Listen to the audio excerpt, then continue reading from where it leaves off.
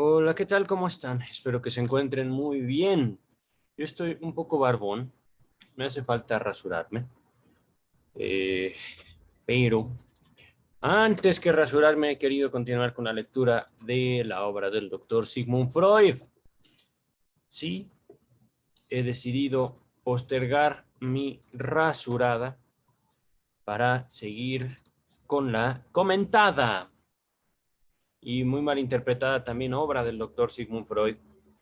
Y llegamos a el segundo capítulo, el segundo de la teoría en el texto a propósito de un caso de neurosis obsesiva. En estos momentos se está abriendo el archivo que tengo sobre el caso del hombre de las ratas, que es también como se le conoce a este historial clínico. Ya pasamos por un texto difícil, la primera parte de este segundo capítulo. La primera parte se llamó Algunos caracteres generales sobre las formaciones obsesivas. Aquí nos remitieron a, digamos, un texto pasado de Freud, nuevas puntualizaciones sobre las neuropsicosis de defensa, neuropsicosis de defensa. Se habló en aquel texto de 1897, si mal no recuerdo, sobre la neurosis obsesiva, que fue, digamos, el cuadro clínico bajo el cual Freud pudo encuadrar el caso del paciente. En el capítulo pasado, bueno, en el texto pasado, en el apartado A, algunos caracteres generales sobre las representaciones obsesivas. Fuimos testigo de una elaboración más del doctor Freud. Y es curioso cómo, a pesar de que el doctor Freud dice, tengo una teoría sobre las neurosis obsesivas, sobre las neurosis en general y sobre la condición humana, por decirlo de una manera, estoy parafraseando así, pero un mega resumen, no solo de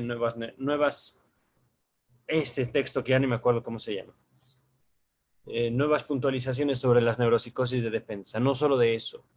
Estamos hablando también de la interpretación de los sueños, estamos hablando de psicopatología de la vida cotidiana y de forma indirecta estamos hablando de el chiste, la relación con lo inconsciente, 3 ensayos de teoría sexual, estudios sobre la histeria, proyecto de psicología, bla, bla, bla, bla, bla. Ajá. No es una lectura, digamos, lineal la que estamos haciendo y justo por eso el video pasado fue tan convulsivo. De repente mi historia se mezcla con el texto, mi preparación, las limitaciones que yo veo en el psicoanálisis, las limitaciones que yo vivo como psicoanalista y también la gran libertad que uno adquiere al momento de poder decir, la cura es la observación de sí, que fue una de las conclusiones que me asaltó el video pasado. Fue una de las observaciones que pude hacer cuando yo le pregunto al doctor Freud. Permítanme, vamos a escenificar aquí. Doctor Freud, doctor Freud, doctor Freud, ¿dónde está? Aquí está usted. Doctor Freud, ¿qué quiere decir usted con la cura? Caray. No se trata de acercarnos al doctor Freud, no se trata de acercarnos a su obra con un conjunto de formaciones previas, con un conjunto de saberes académicos, con un conjunto de marcos referenciales médicos, por ejemplo. Nos acercamos en toda la lectura, no solo de este texto, sino todo el texto que hemos visto del doctor Freud hasta ahora, como la obra de un neurólogo que se dio cuenta de algo, a lo cual a él se le ocurrió llamar inconsciente. Ajá. Y bajo este título, bajo esta palabra, empezó a estructurar sexualidad infantil,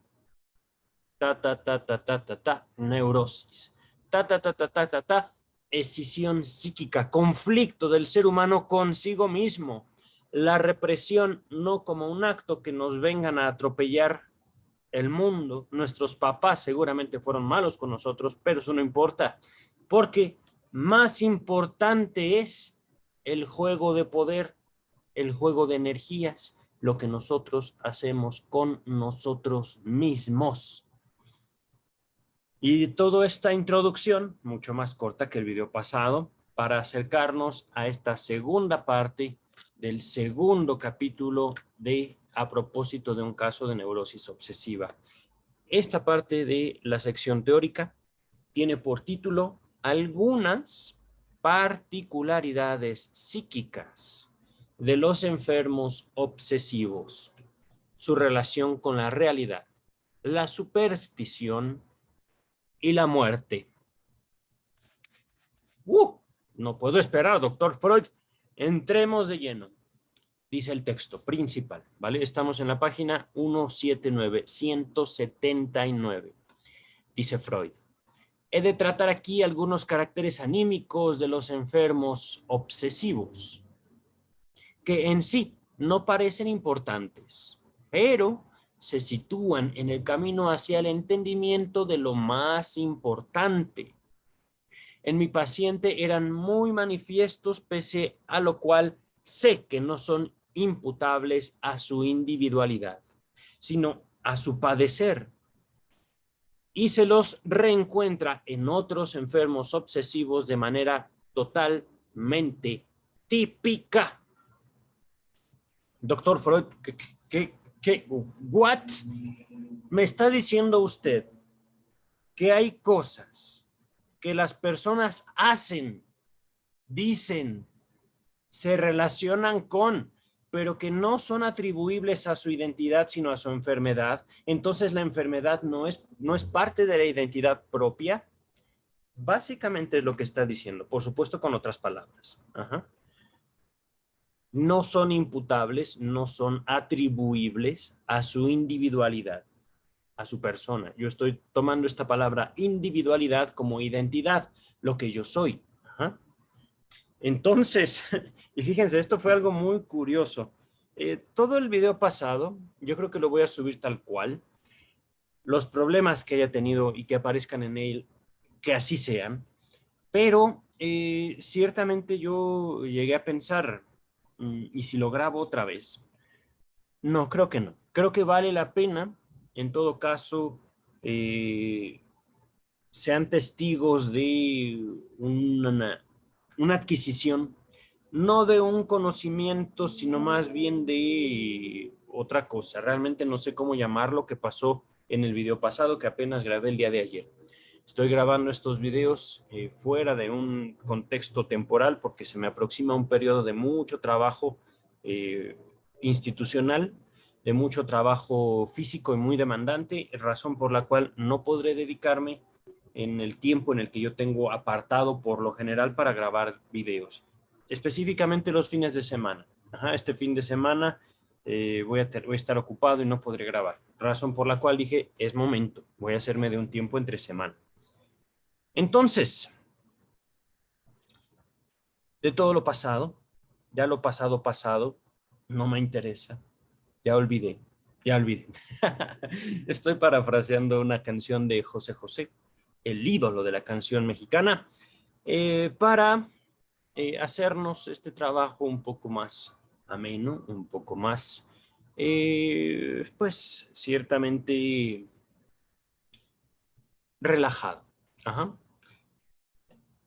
Estoy leyendo entonces la palabra individualidad como identidad, lo que yo soy, sino a su padecer. Estas cosas, estos caracteres anímicos, que comparamos con el título, particularidades psíquicas, caracteres anímicos, no son atribuibles a la individualidad, a lo que la persona es, sino a su enfermedad.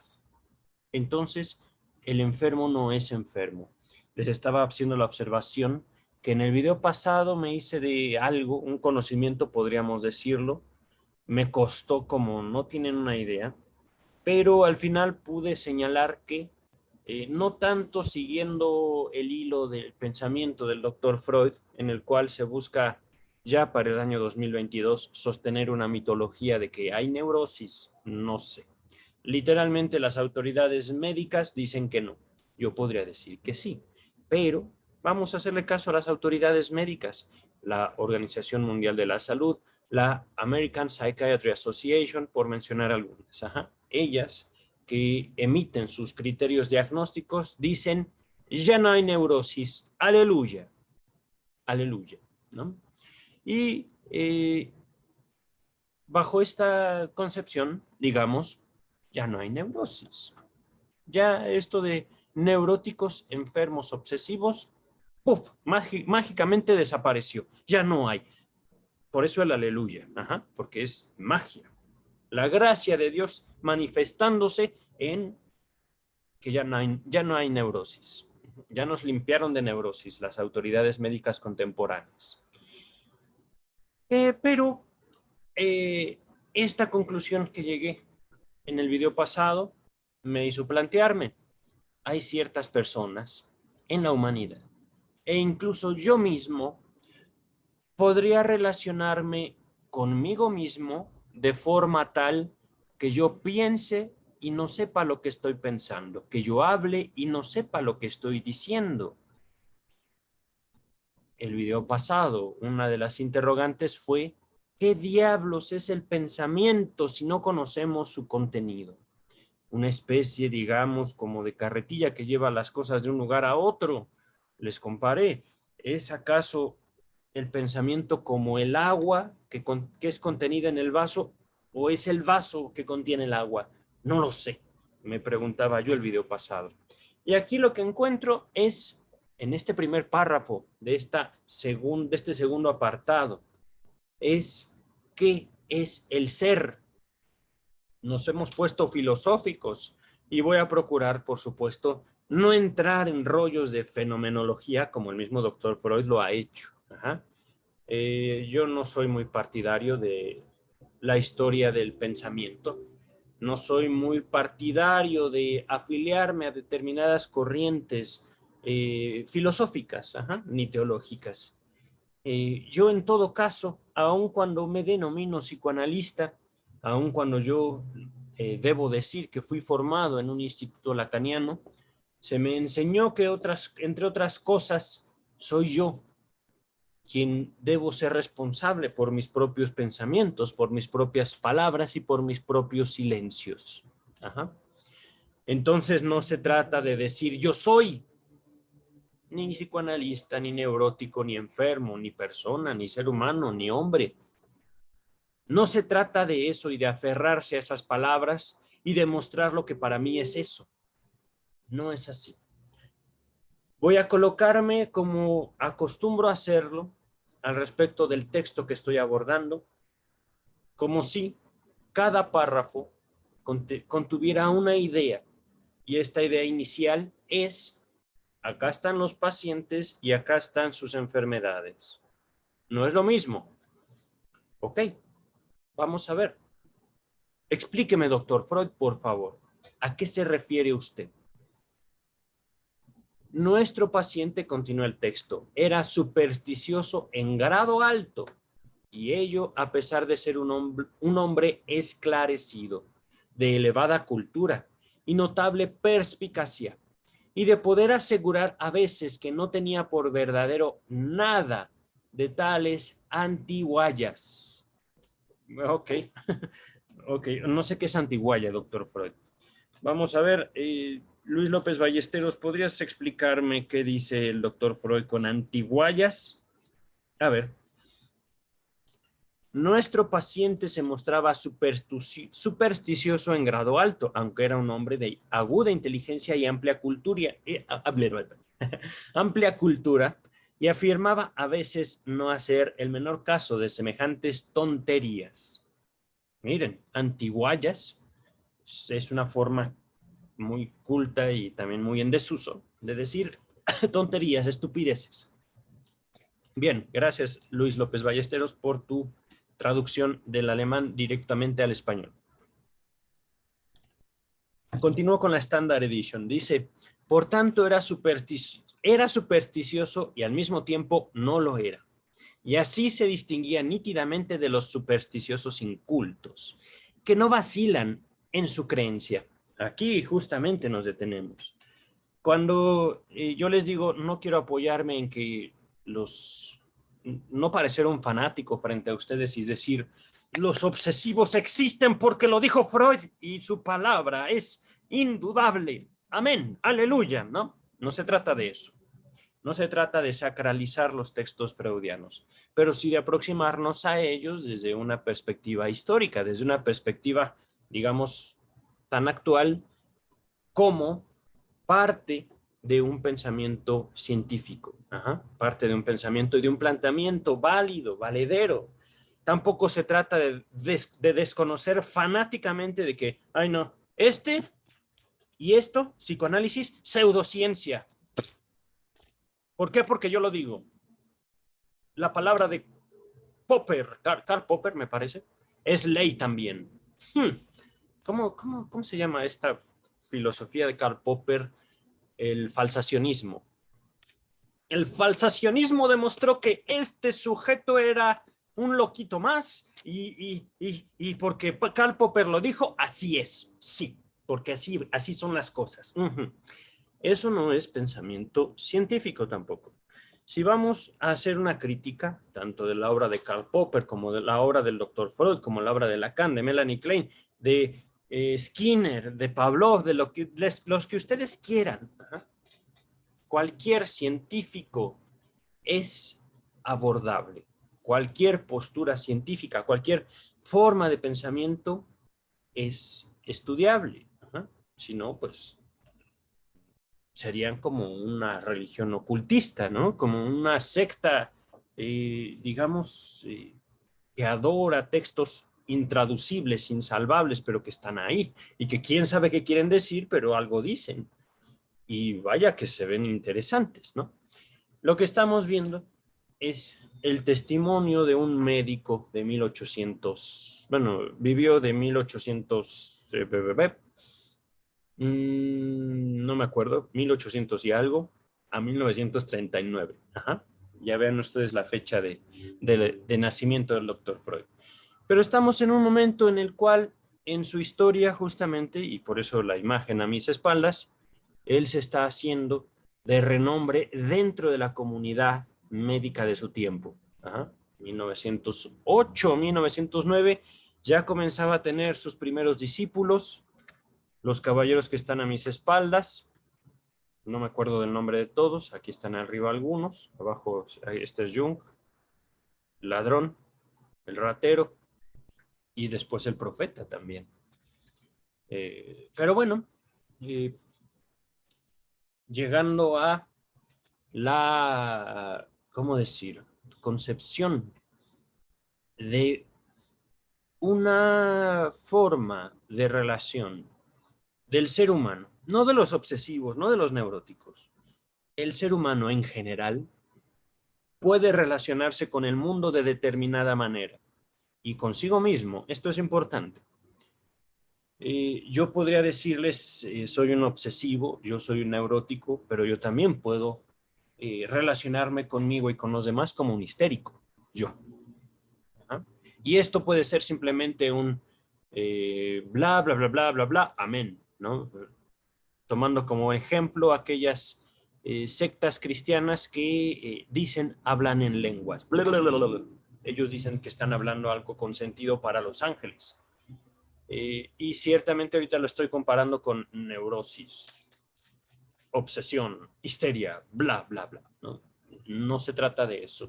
Se trata de, en todo caso, contemplar posibilidades humanas. Y una de esas posibilidades humanas fue pensar sin saber lo que está uno pensando.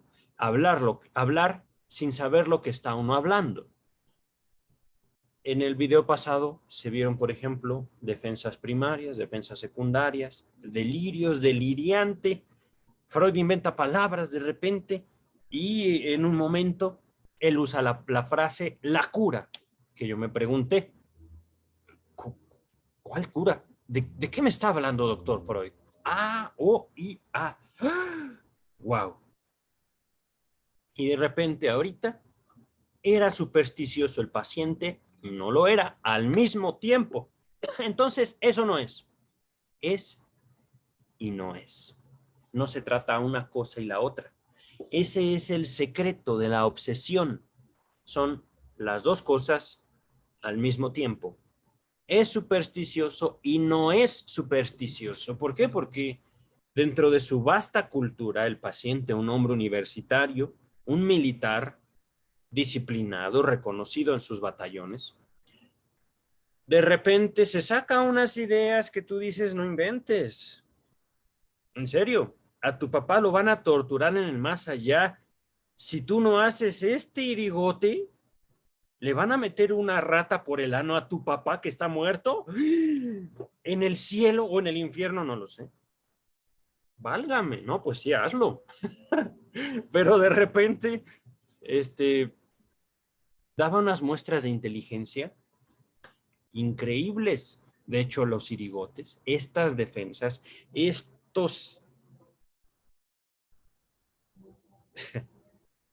estas complicaciones en las que se mete, dan cuenta de una capacidad puesta justamente en eso, en que es tan inteligente que es incapaz. Es tan inteligente que no puede hacer nada porque su inteligencia no lo deja. Entre su inteligencia y su culpa.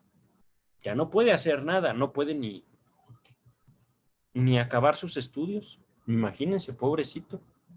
Continúa el texto.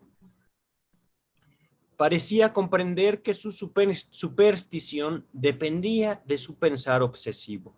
Y si bien a veces lo profesaba por entero, a ver otra vez.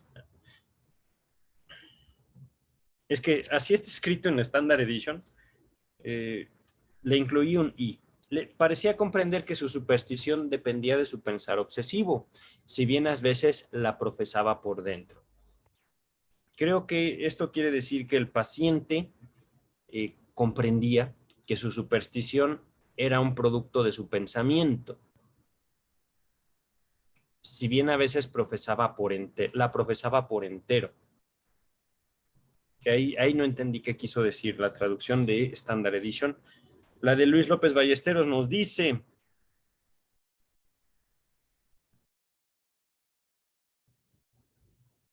parecía comprender que su superstición dependía de su pensamiento obsesivo, aunque a veces se mostraba totalmente identificado con ella, es decir, con su superstición. Ajá. Es decir, es que así tienen que ser las cosas. ¿Y qué tal si mi papá viene por las noches, en la hora en que los muertos regresan de la tumba? Tiene que encontrarme estudiando, pero también me va a encontrar encuerado. Sí, esperándolo en la entrada de la casa. Sí, sí, sí, sí, sí, sí. Y después me voy a masturbar. Eso el paciente, ¿no? El paciente neurótico de Freud, que en esto demuestra tanto su capacidad como incluso las complicadas formas que tenía de burlarse de la figura de su padre fallecido. Ajá. Todo esto lo hemos visto. Bueno, no lo hemos visto, lo leímos, ciertamente. Lo hemos estudiado y tendríamos que creerle al doctor Freud, pero esta, digamos, aproximación por medio de la fe a los textos de Freud, la podemos también, sin duda, variar. Ahorita estoy, de hecho, siendo un tanto irónico, en el sentido en el que ciertamente, pues, el doctor Freud, podríamos decir incluso, se inventa unas historias bárbaras, ¿no? Podríamos decirlo. Y en estas historias, él va tratando de ubicar, ilustrar, que esto es algo también muy importante. Uno de los cuestionamientos hechos al psicoanálisis es que no puede ser verificable, ¿no? Hablando del falsacionismo, se trata en todo caso de literalmente creerle al doctor Freud lo que él está escribiendo. Ajá. Y de hecho, al principio de esta edición de Luis López Ballesteros, hay una crítica muy fuerte a la misma figura de Freud, argumentando que, por ejemplo, el paciente de El hombre de las ratas nunca tuvo la menor cura, nunca realmente superó sus obsesiones. Y eso es también otra de las posturas críticas que se establecen ante los escritos de Freud. Es como al fin y al cabo, son grandiosas historias, doctor. Son postulados teóricos interesantísimos, pero a ninguno nos consta. Ninguno de nosotros puede estar ahí para que observemos lo que usted dice ocurrió. Y es cierto, esta crítica es cierta también. Aquí lo que yo podría argumentar, tanto a favor como en contra del psicoanálisis, es que el psicoanálisis es una experiencia viva. El psicoanálisis como una forma de ciencia, como una técnica no terapéutica, sino científica, se comprueba literalmente en el diván. Ajá. Podríamos nosotros argumentar desde nuestra banca en la universidad, pues es que son simplemente historias fantásticas, maravillosas, pero no nos consta. Ajá. Y sin embargo, cuando nosotros nos colocamos delante de un psicoanalista, no solo de repente estaremos hablando cosas que nunca pensamos posibles en nosotros mismos, también nos veremos, digamos, rebasados por no la figura del analista, aunque ciertamente muchos de los mismos analistas rebasan por mucho las expectativas que tienen sobre ellos, tanto positivas como negativas. Quiero darles una imagen del psicoanálisis, digamos, no solo más viva de lo que estamos abordando, sino con más contexto. Ajá. Aunque parezca increíble, todo esto que estoy argumentando fueron críticas que el mismo doctor Freud hizo a su obra fundacional, a la interpretación de los sueños. ¿Cómo sabemos que una persona nos está contando verdaderamente su sueño o está haciendo una elaboración a partir de él? Y en este mismo historial clínico, en este mismo caso, empezó el doctor Freud diciendo, pues miren, voy a anotar las cosas como las recuerdo. Seguramente en algo mi propia fantasía me va a traicionar. Aquí voy a tratar de ser lo más apegado a la realidad posible, pero este historial clínico no es lo que ocurrió. Es una imagen, es una representación y como tal debemos tomarla. Ajá. Entonces, todo esto para aproximarnos a el paciente. Un paciente que dice el doctor Freud no es lo mismo el paciente que su enfermedad, porque su enfermedad puede encontrarse en muchos otros casos, como si fueran calcas, como si fueran copias los unos de los otros.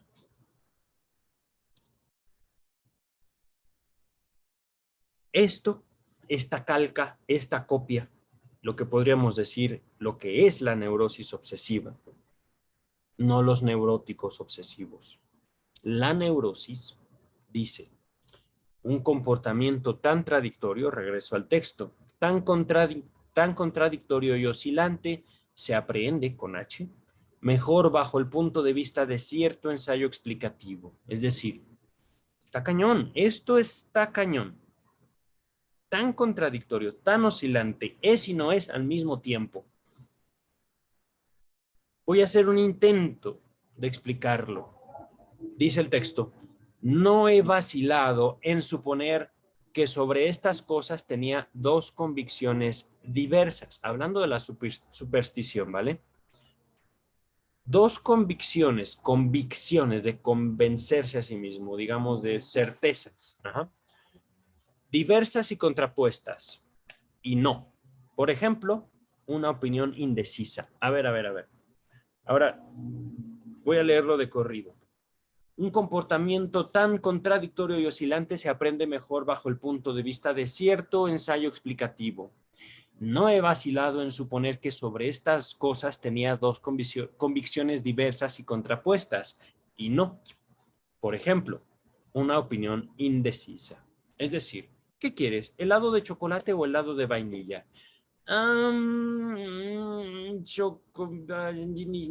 Choconilla. Quiero las dos. Pero es que solo puedes tener una. Bueno, la choco. No. Dos. Al mismo tiempo. Sí y no. Ajá. Fíjense, es que eso es impresionante. Y esto también se puede seguir observando. Supongamos nuevamente, no hay neurosis. Aleluya. Ajá. Pero podríamos argumentar la humanidad, ciertas porciones de la humanidad se relacionan con el mundo y consigo mismos al respecto de la elección de manera simultánea, sí y no, al mismo tiempo. Es difícil, pero supongamos, blanco, negro, azul, rojo, verde, verde, morado. Si bien esto es imposible en la vida física, puedo beber o no un vaso de agua. En la vida mental, en la vida psíquica inconsciente, no hay contradicciones, no hay este conflicto, digamos, de tener que escoger. Ocurren las dos cosas simultáneamente. Puedo beber y no beber el vaso de agua, lo que me recuerda mucho al gato de Schrödinger, ese gato que está y no está al mismo tiempo.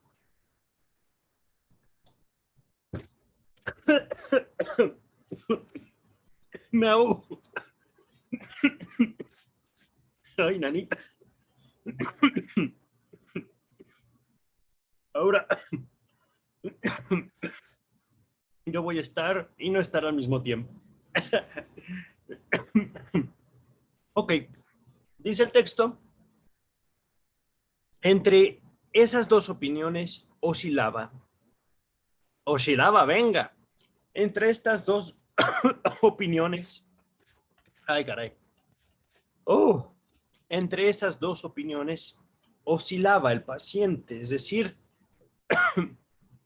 izquierda y derecha, derecha, izquierda, blanco, negro, no lo sé, chocolate o vainilla, tampoco me decido. Oscilar. Ir de aquí para allá.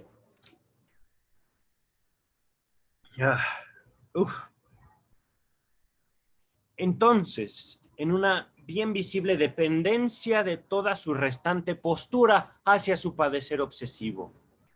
¿What? A ver, otra traducción.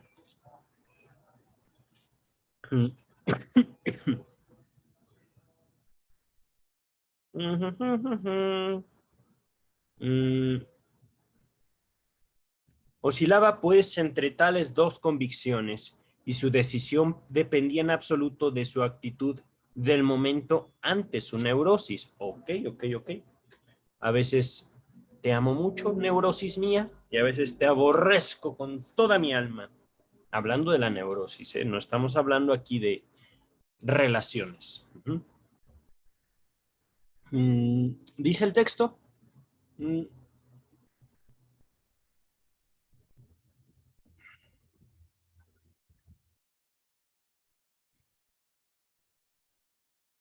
en una bien visible dependencia, oscilaba el paciente entre sus opiniones, opinión indecisa, de toda su restante postura hacia su padecer obsesivo. Es decir, si estaba a gusto con su padecer, fíjense lo que digo, estaba a gusto con su padecer, entonces venga.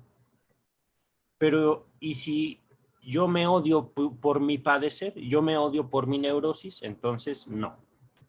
Por poner un ejemplo. Continúa el texto. Tan pronto se hacía dueño de una obsesión, ridiculizaba su credulidad con inteligencia superior, y nada que le ocurriera podía conmoverlo. Y tan pronto volvía a caer bajo el imperio de una compulsión no solucionada, o su equivalente, una resistencia, vivenciaba las más raras contingencias que venían en socorro de su convicción crédula. Es decir, mi papá va a venir en la noche, ¿no? Y por eso yo tengo que hacer bla, bla, bla. Su superstición era, sin embargo, la de un hombre culto y prescindía de vulgaridades como la angustia ante el viernes, ante el número 13, etc.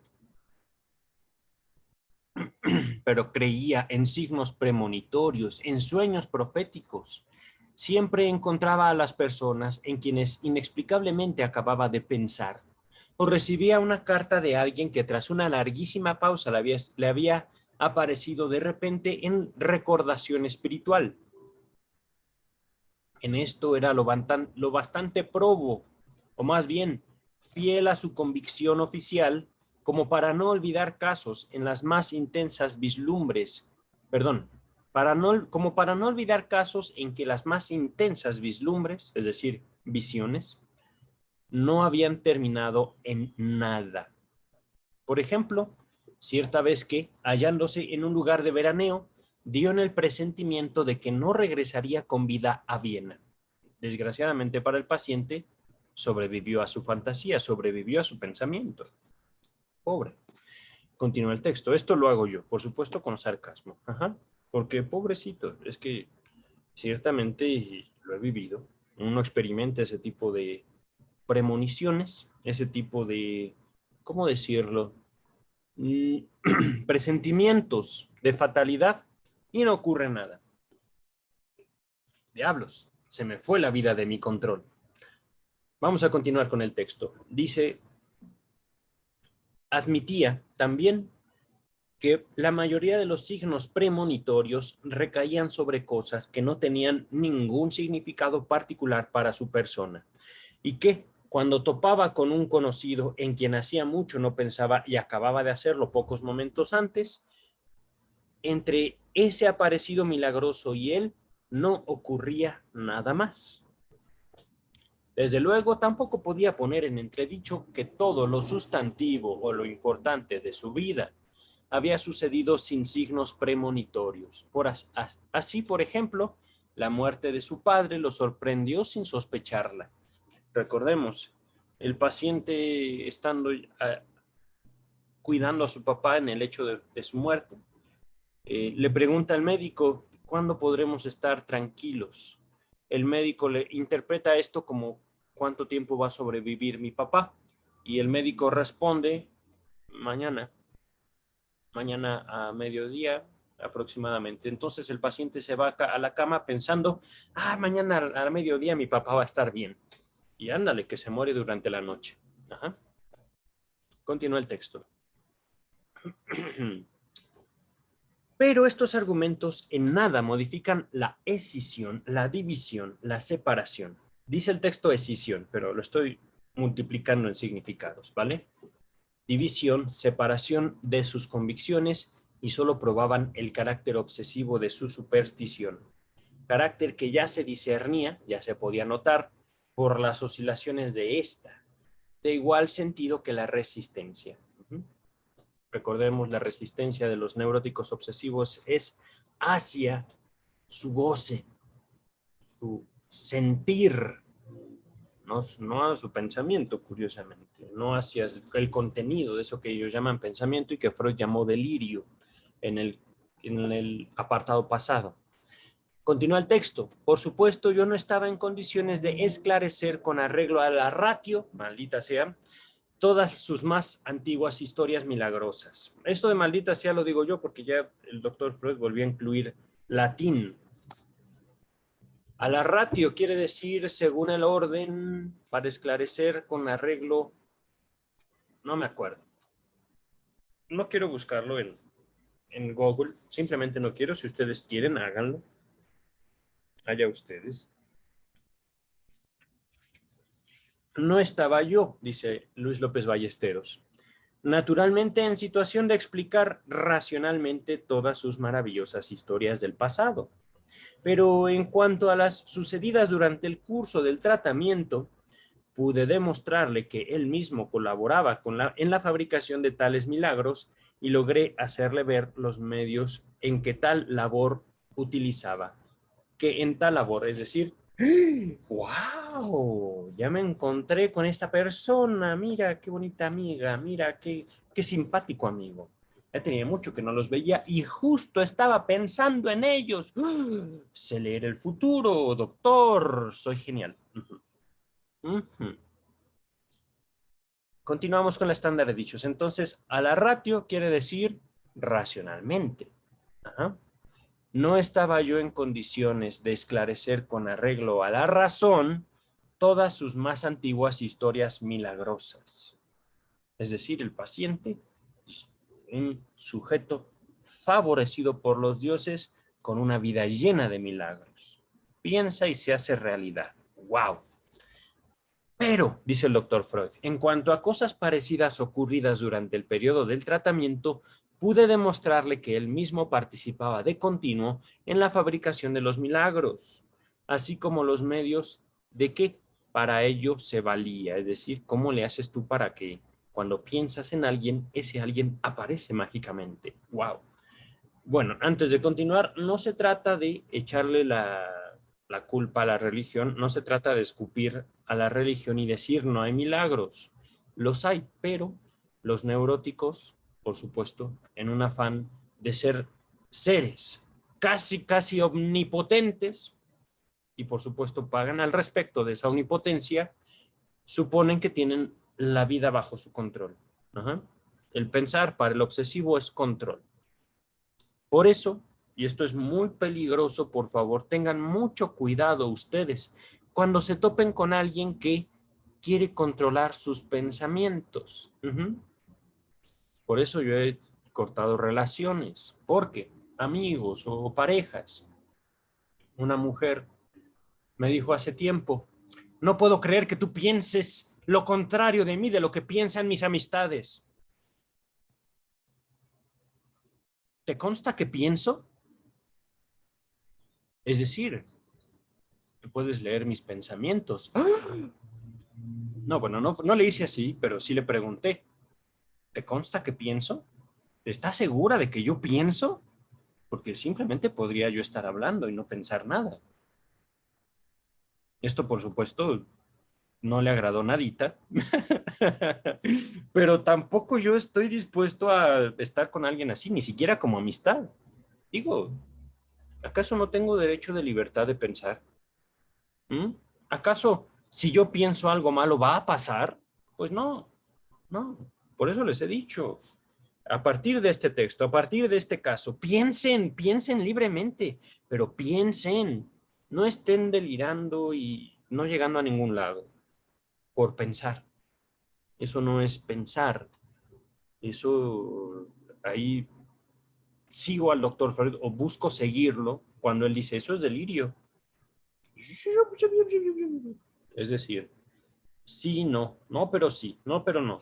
Ya no sé, no quiero saber, no quiero acabar mis estudios, ¿eh? Etcétera, etcétera, etcétera, etcétera. Ahorita me remito al texto. Continuamos.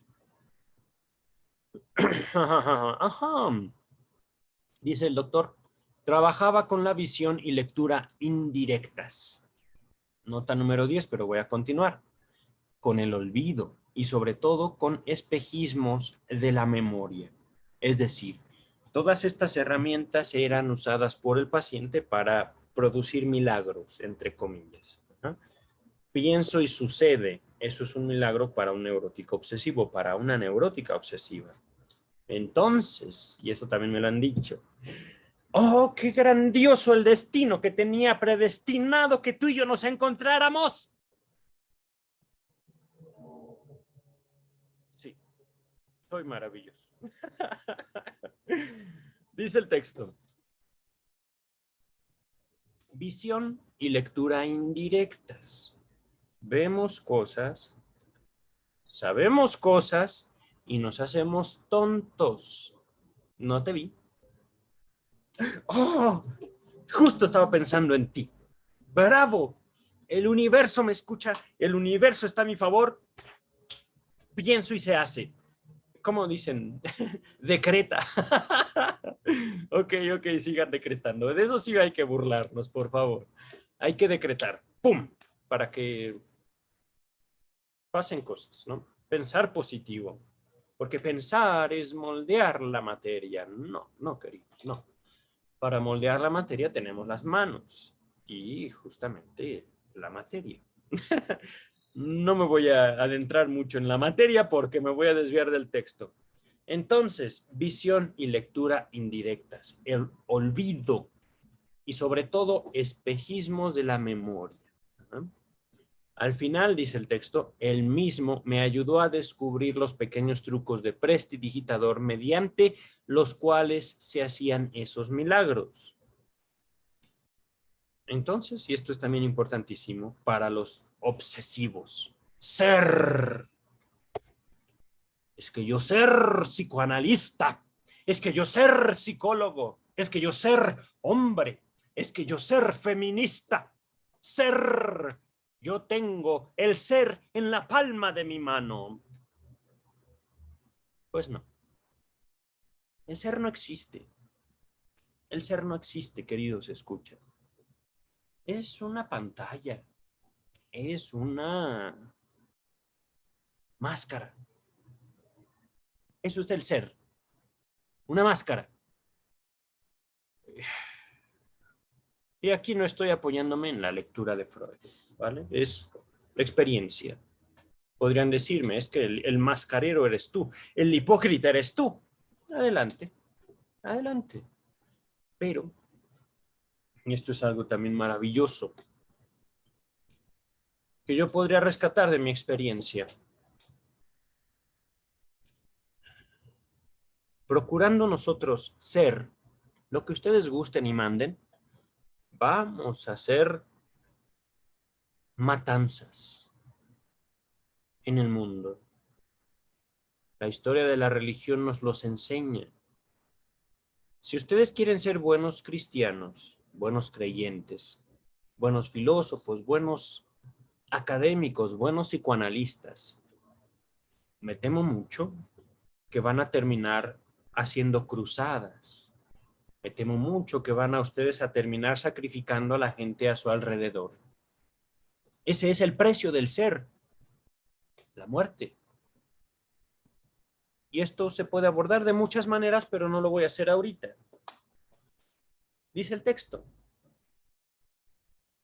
como una interesante raíz infantil de su creencia en el cumplimiento de presagios y predicciones, se ofreció cierta vez el recuerdo de que muy a menudo su madre, cuando debía escogerse un plazo, había dicho, ese o este otro día no puedo, pues tendré que guardar cama. Y realmente todas las veces guardaba cama el día anunciado. ¡Wow! Espérenme tantito, ahora sí, miren, supongamos que esto haya sido un invento del doctor Freud. Doctor Freud, es usted un genio.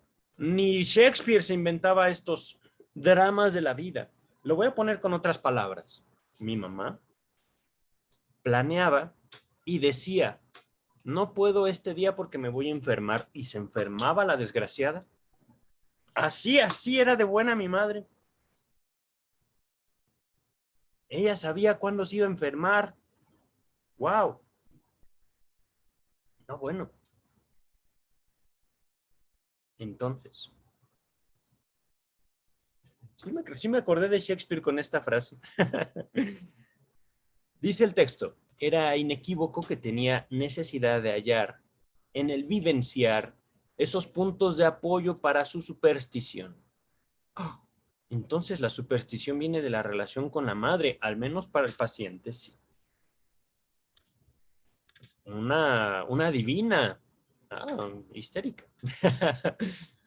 eh, repito, era inequívoco, era indudable, que tenía necesidad de hallar en el vivenciar, en la vida cotidiana, esos puntos de apoyo para su superstición, y que por eso reparaba tanto en las consabidas casualidades inexplicables de la vida cotidiana, inexplicables casualidades de la vida cotidiana. Y cuando éstas no bastaban, acudía en su ayuda con su obrar inconsciente. Obrar, pensar, cosas que él hacía desde su infancia, ¿no? Y que le ayudaron a vivir. Continúa el texto. He hallado esta necesidad en otros enfermos obsesivos y la conjeturo en muchos más. Es decir, soy un ser divino. Pienso y se hace.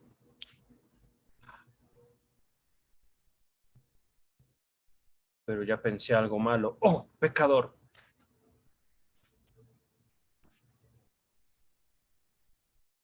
Ya dije algo malo. ¡Oh, paz, paz, paz! Por mi culpa, por mi culpa, por mi gran culpa. Y de repente, por supuesto, ya no saben qué están pensando y de repente ya no pueden vivir porque si piensan algo malo, tendrán que pagar caro su atrevimiento. ¡Carísimo! De esto, digamos, el doctor Freud dijo, lo noté aquí y yo pienso que ocurre en muchos otros casos. Todo esto para explicarnos la relación entre el paciente y la superstición. Ajá. Dice el texto, me parece perfectamente explicable que a partir del carácter psicológico de la neurosis obsesiva. Como lo expuse antes en la página 154, nos dice Strachey, en esta perturbación, la represión o esfuerzo de desalojo no se produce por amnesia, sino por desgarramiento de nexos casuales a consecuencia de una sustracción de afectos. Perdón, de afecto. No alcanzo a ver si es plural o singular. Pero no importa. Afecto o afectos. Sustracción de afecto. Eso no me afectó. Eso no me hizo sentir nada. Nadita porque soy bien macho. Macho, macho, macho soy yo. Y como tal, es más, ni siento, solo pienso. Yo pura lógica. Caramba, qué bueno soy. Soy tan divino, tan pero tan divino que Dios me pide permiso para hacer las cosas. ¿Por qué? Porque yo tengo que pensarlas para que Dios las haga. Imagínense, así soy de divino, doctor Freud. Por supuesto, estoy exagerando, ¿vale? Con el afán de acercarnos a esta perturbación. La represión no se produce por amnesia, es decir, el neurótico obsesivo, suponiendo que existen, no es que se haya olvidado de lo que le causó un trauma. No, lo recuerda, lo puede nombrar, pero eso no le dolió. Nadita, nadita. Lo cual es peor, por supuesto, que no acordarse. Al menos si uno no se acuerda, podemos tener ese sentimiento de descubrimiento en el momento en que decimos, ahora todo tiene sentido. Pero el neurótico obsesivo es, no, yo ya lo sé todo. Hágase bolas. ¿Por qué? Porque no me va a hacer sentir usted. Ah, no, no, no, no, no. Sí, yo ya lo sé. Continúa el texto. Sin embargo, a estos vínculos reprimidos parece restarles una cierta virtud admonitoria. Ay, caray. Que en otro lugar he comparado con una percepción endopsíquica. Nota número 11, pero vamos a continuar. De suerte que son introducidos en el mundo exterior por el camino de la proyección.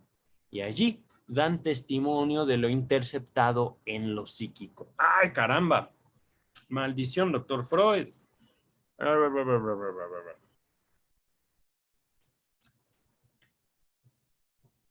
Voy a repetir eso con Luis López Ballesteros, te amo. Dice el texto de Luis López Ballesteros, como ya hemos explicado antes, en esta perturbación la represión no se produce por medio de la amnesia, sino de la destrucción de las relaciones causales mediante la supresión de los afectos, plural, ¿vale?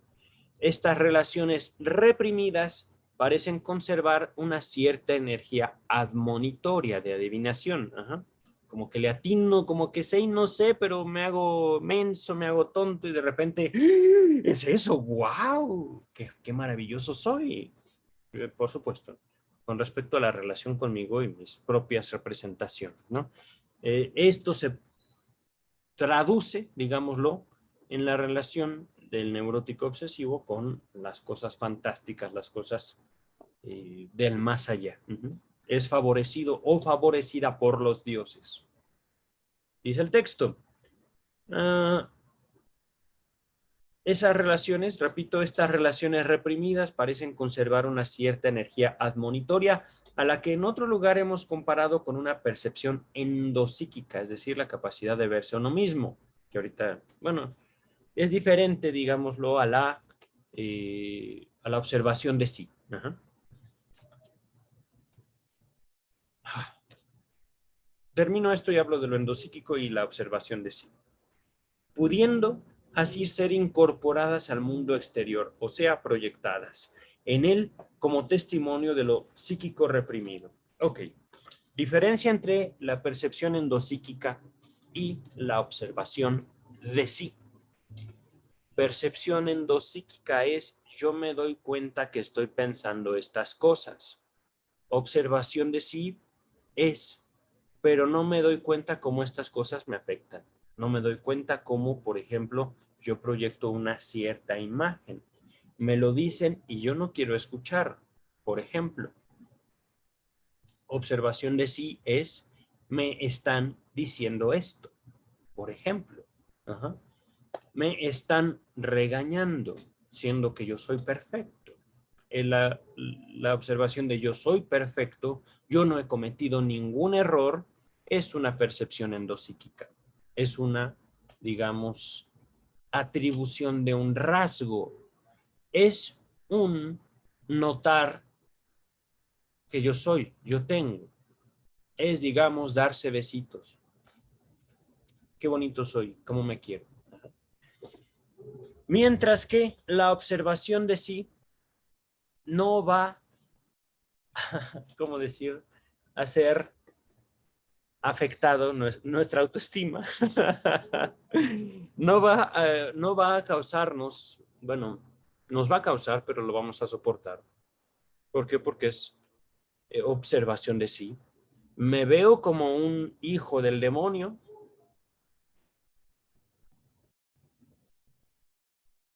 Me han dicho que soy un hijo del demonio. Por ejemplo, algo de mi propio análisis. Yo sé que no soy bueno, pero tampoco he hecho algo malo. Yo sé que no soy bueno, pero tampoco he hecho algo malo. Sí y no, al mismo tiempo. Continúa el texto. Otra necesidad anímica, es decir, emocional, común a los enfermos obsesivos, que tiene cierto parentesco con la recién mencionada, indecisión, digámoslo así, cuya persecución nos lleva a las profundidades del estudio de las pulsiones, es la de la incertidumbre en la vida o de la duda. La producción de la incertidumbre es uno de los métodos que emplea la neurosis para sacar al enfermo de se destaca esta palabra, realidad, y aislarlo del mundo, lo cual constituye, por cierto, la tendencia de toda perturbación psiconeurótica. Miren, es que esto pudo haber sido... Miren, si esto es una invención del doctor Freud, es uno de los genios más grandes que ha dado la humanidad. No porque sea mentira, sino justamente porque es mentira. Es una lógica así. Supongamos, ¿no? Supongamos que lo que vio el doctor Freud en este paciente fue una invención suya. Supongamos que nada de lo expuesto fue real. Entonces, esta conclusión es simplemente brillante. Si es la obra de un loco, la, eh, los casos de Freud, los textos de Freud, es uno de los locos más geniales de toda la historia de la humanidad. ¿Por qué?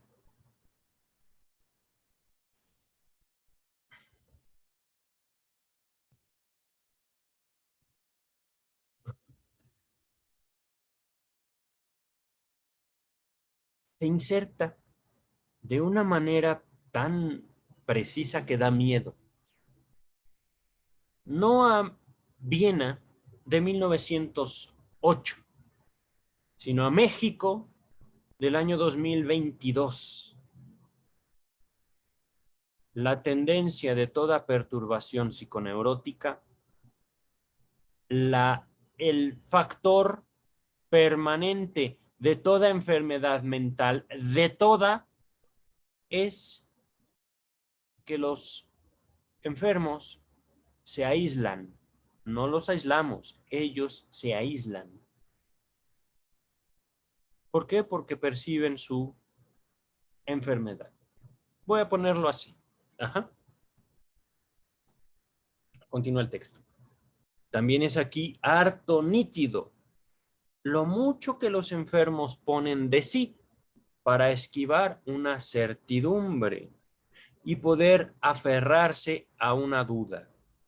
Y hasta en algunos, esa tendencia encuentra viva expresión en su aversión a, puntos suspensivos, los relojes, que por lo menos certifican las marcas del tiempo, así como en todos los artificios que ejecutan inconscientemente para volver inocuo, inofensivo, inútil. Dice el texto inocuo, pero yo lo estoy llenando de contenido.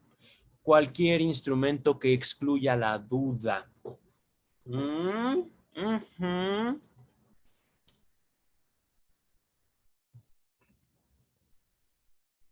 Dicho con otras palabras, el neurótico obsesivo ama la duda. Ama la duda de habilidad. No, la duda de incógnita, de incertidumbre.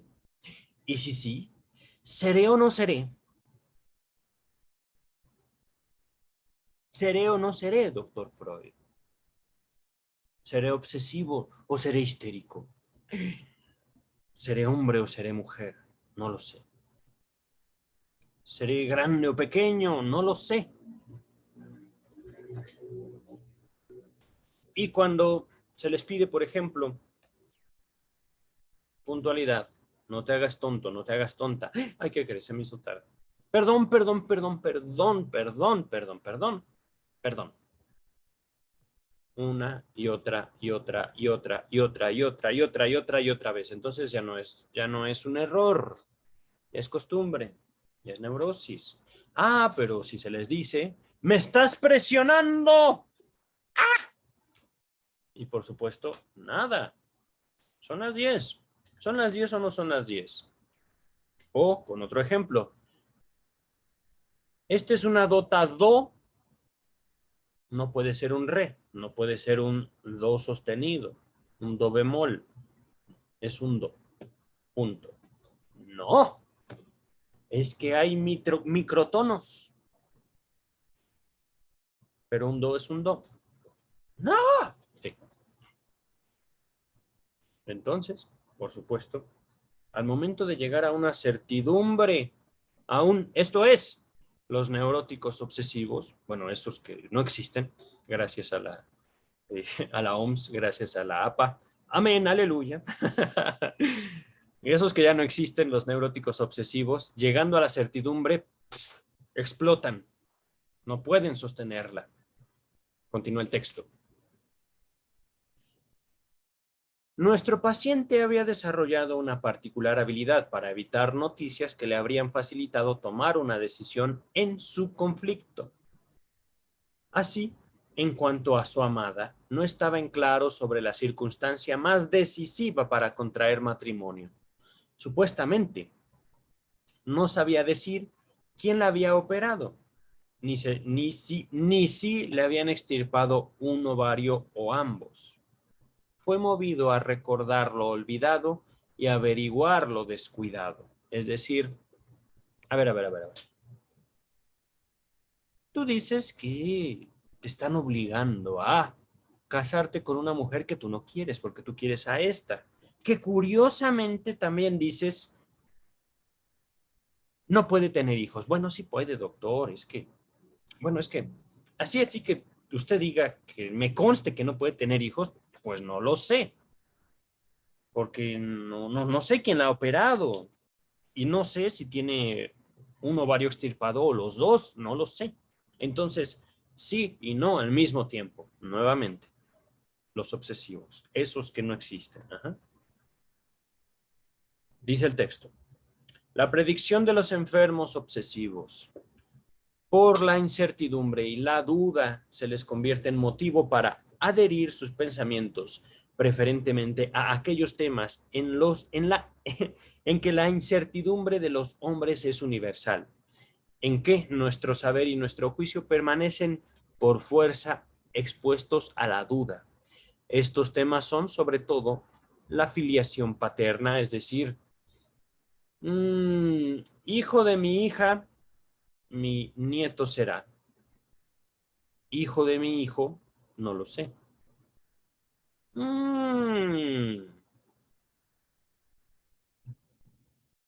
¿Será su padre o no será su padre? Otro tema, la duración de la vida. A ver, dígame, adivino, adivina, ¿cuántos años viviré? Ah, continuamos. Otro tema, la vida después de la muerte. ¿Y cómo sabe usted, doctor, que mi padre no va a venir? ¿Acaso usted sabe si los muertos no pueden aparecerse? Otro tema, y la memoria, a la que solemos prestar creencia sin poseer la menor garantía de su confiabilidad. Wow. Nota a pie de página número 12. Dice Freud, Lichtenberg, es una cita al parecer. Sin duda, no, perdón, sin duda, ya me quedé en la duda, me lleva. Si la luna está o no habitada.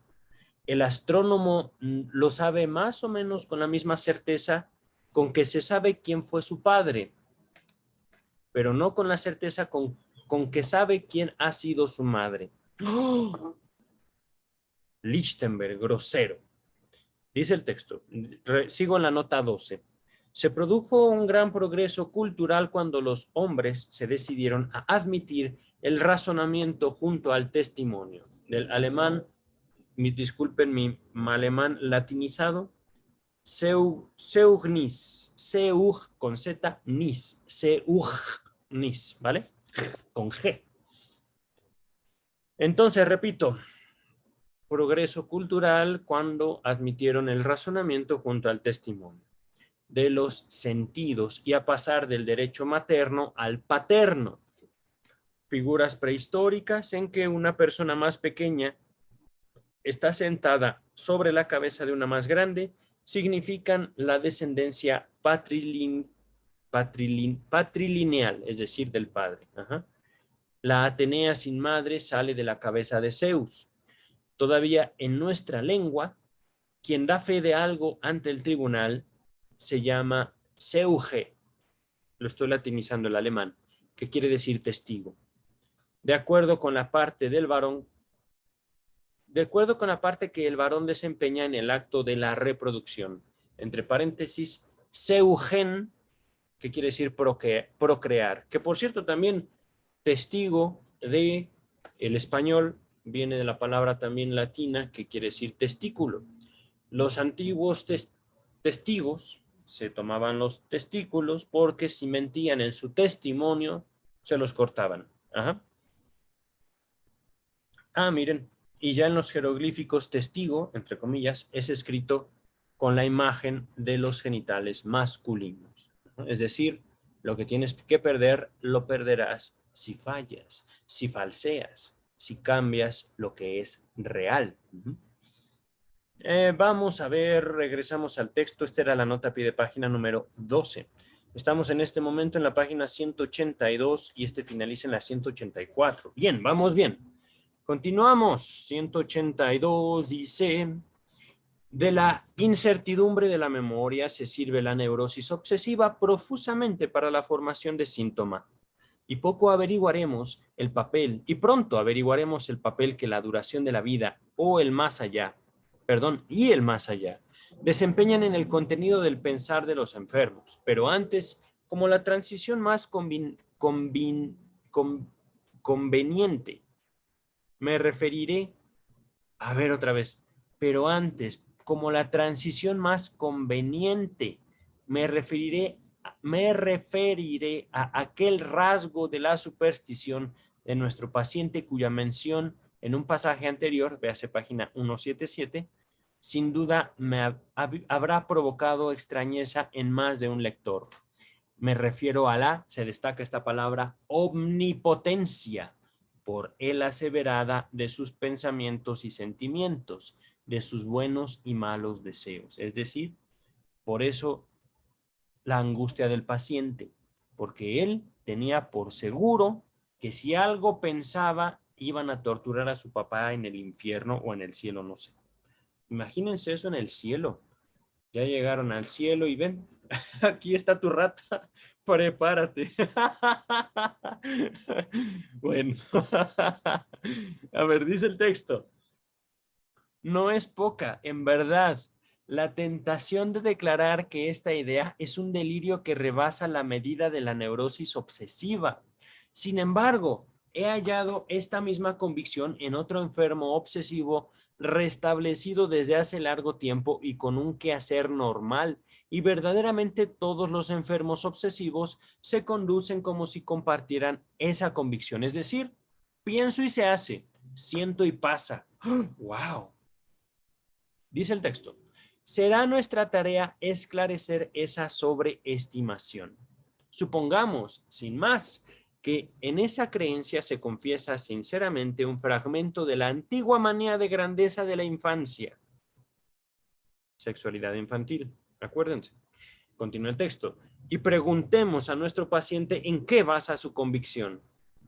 Responde invocando dos vivencias.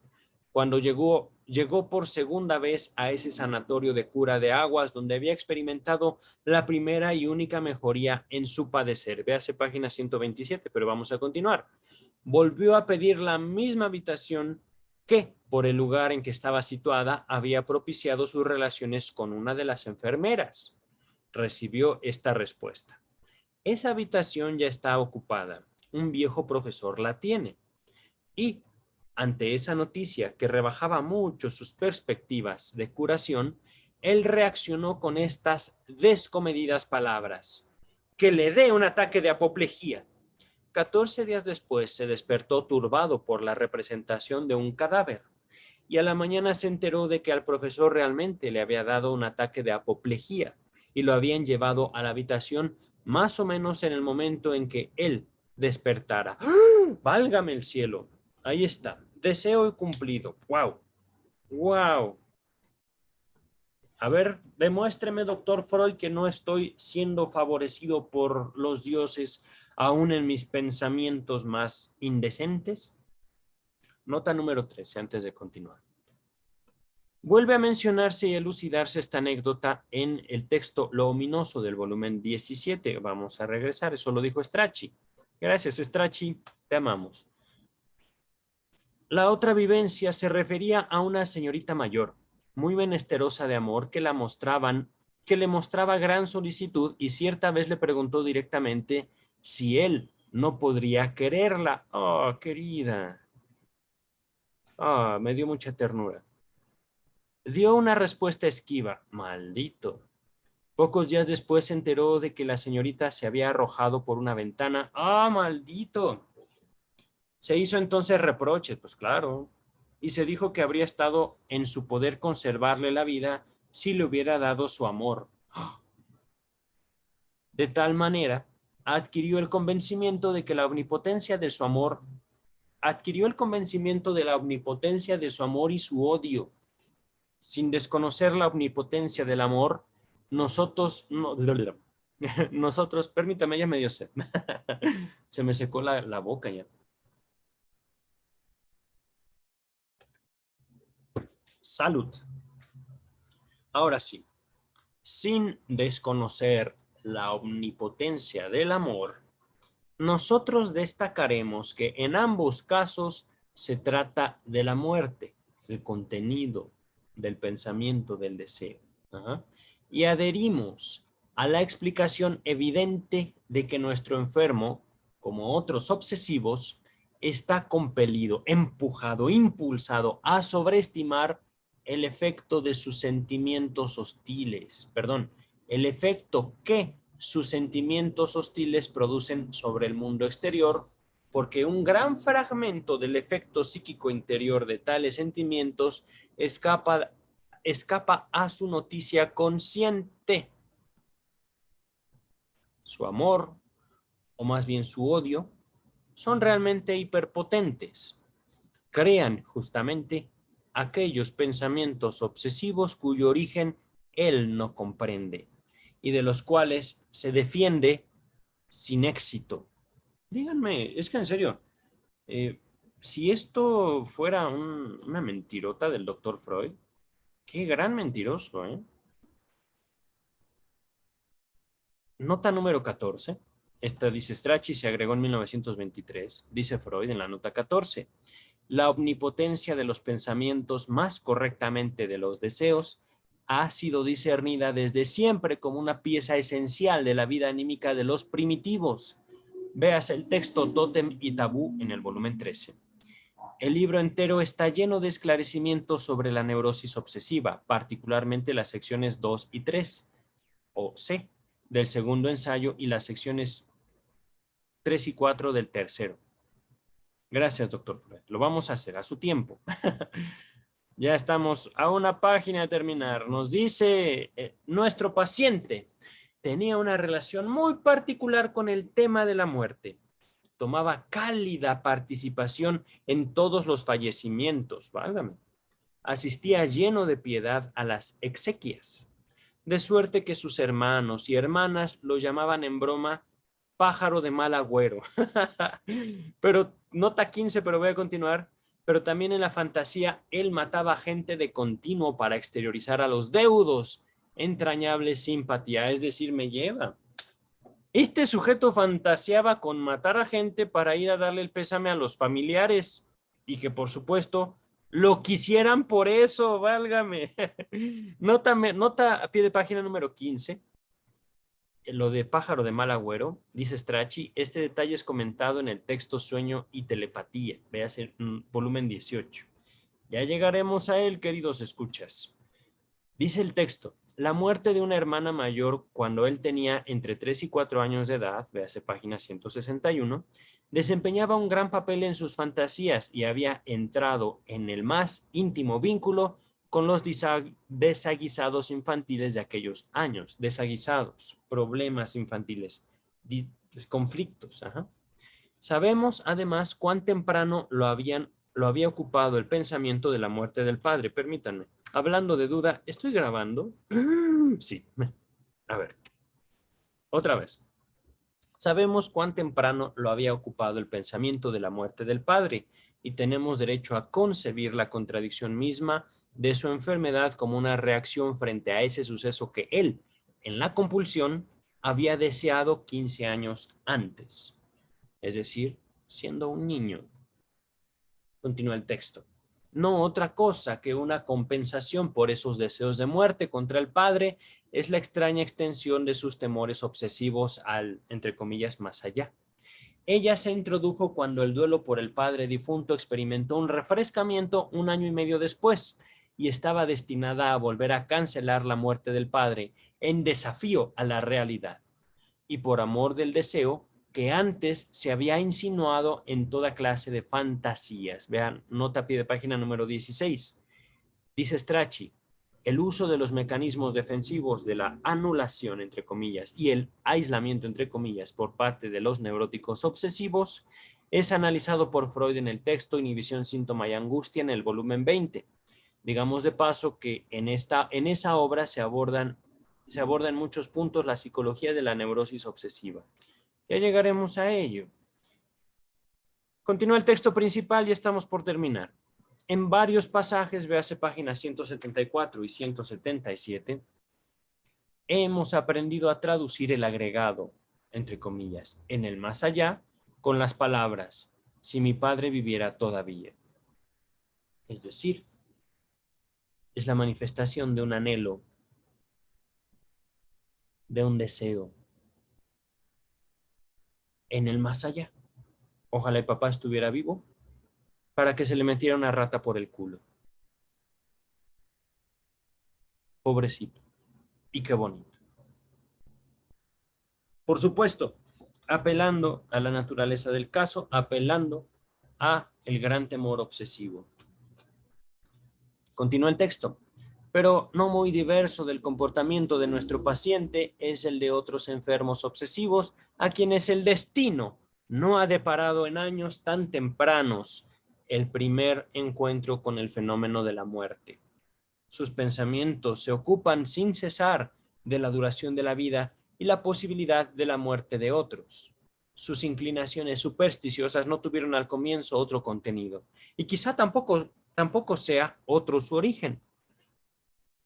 Pero, sobre todo, ellos necesitan de la posibilidad de la muerte para solucionar los conflictos que dejan sin resolver. Su carácter esencial es su incapacidad para decidirse, sobre todo en asuntos de amor. Procuran posponer toda decisión y en la duda sobre la persona por la cual habrían de decidirse o sobre el partido que adoptarían frente a una persona. No puede menos que servirles de arquetipo el antiguo Tribunal Supremo del Reich, lo estoy latinizando, cuyos procesos solían acabarse por la muerte de las partes querellantes, es decir, los demandantes, antes de que se dictara su sentencia. Así, en cada conflicto vital acechan la muerte de una persona significativa para ellos, las más de las veces una persona amada, sea uno de los progenitores, sea un rival o uno de los objetos de amor entre los que oscila su inclinación. Pero con esta apreciación del complejo de muerte en la neurosis obsesiva, rozamos ya la vida pulsional de los enfermos, que ahora ha de ocuparnos. Fin del segundo apartado. Bienaventurados sean aquellos que han aguantado hasta aquí. Y por el momento yo ya estoy a punto de desfallecer. Tengo tiempo para irme a descansar, tomar agua, beber algo rico y dormir plácidamente, que mañana tengo trabajo temprano. Se acerca este fin de semana pesado en el cual solo podré subir los videos y programarlos para la semana que viene. Mientras ustedes disfruten sus días, sus noches, sus tardes, sus comidas, sus bebidas, sus desvelos, sus dolores, sus frustraciones, disfrútenlas porque son suyas, queridos escuchas, queridas escuchas. Nos vemos para abordar el inciso C, la vida pulsional y la fuente de la compulsión y la duda.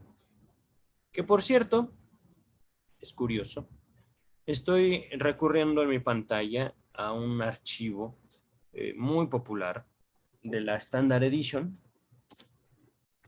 pero en archivo.